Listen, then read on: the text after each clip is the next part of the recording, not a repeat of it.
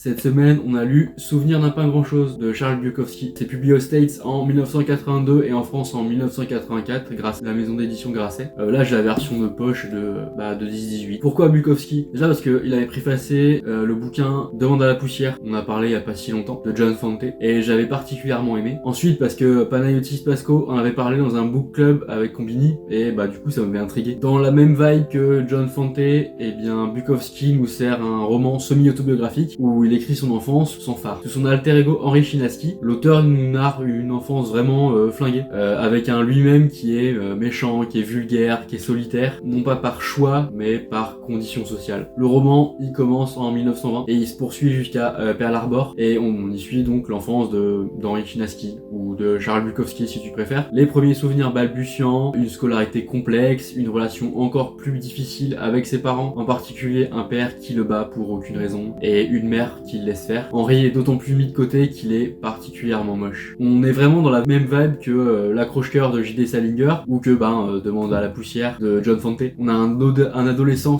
/ jeune adulte qui est complètement paumé, qui est complètement vulgaire, et qui a des mauvaises conceptions sur la société, qui trouve pas sa place dans un monde qui le rejette. C'est des anti-héros particulièrement humains qu'on apprécie autant qu'on déteste. C'était chambé, c'était vivant. La semaine prochaine, ça sera Bonne Season de Samantha Shannon. Salut!